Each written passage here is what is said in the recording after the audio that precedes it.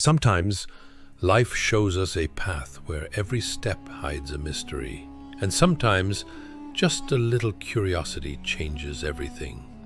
Scott bought an old antique desk at an estate sale. To him, it was just furniture, but when he discovered a secret compartment, his life took a turn he could never have imagined. Inside were handwritten letters, old, faded, fragile. And as he read the first one, he felt like he was hearing the voice of someone lost in time. It was written by a woman named Elizabeth over 100 years ago. Back in the early 1900s, Elizabeth sat in her room, writing her deepest thoughts into letters no one ever received. She hid them in her desk's secret drawer, hoping someone, someday, might understand her. What she didn't know was that someone would find them a century later. Scott was moved. He wasn't sure if this was real or just some lost diary, but something told him to write back. He penned a letter. Elizabeth, I don't know if you'll ever read this, but your words, they meant something to me. Maybe you should follow your heart. Maybe love isn't as far away as it seems. He mailed it using an old ink bottle and the stamp his mother gave him at a post office that hadn't operated for decades, but still had one rusted box outside. The next morning, Elizabeth found something shocking. A letter, not in her handwriting. It was signed Scott. Was it a prank, a miracle, a ghost? She didn't know, but she wrote back. Every day, a new letter, and every letter deeper than the last. Elizabeth asked, "Have you ever truly been in love?" Scott replied, "Maybe not.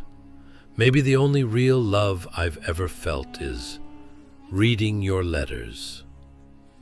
For the first time, Elizabeth felt understood, truly heard.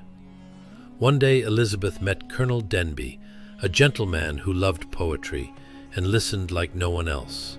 There was something strange, though. He looked exactly like Scott.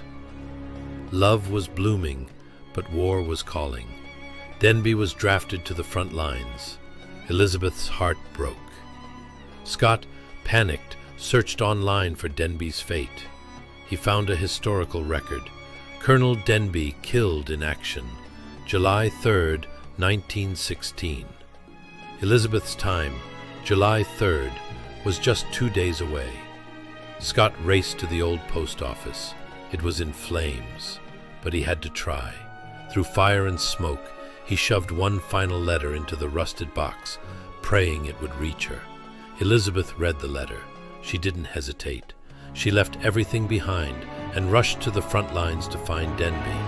Through storms, forests, and sleepless nights, she arrived. Denby was alive, barely.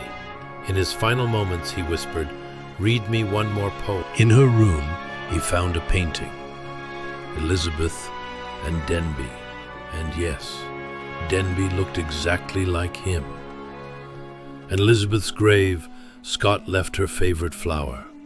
He turned to walk away and found one last letter.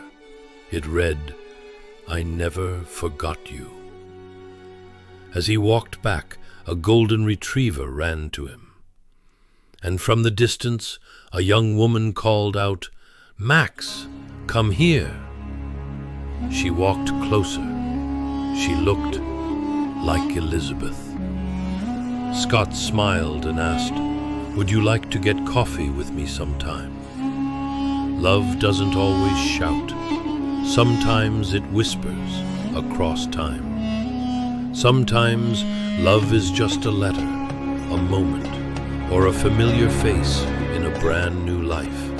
Because the ones we're meant to meet, we always do, even if it takes 100 years.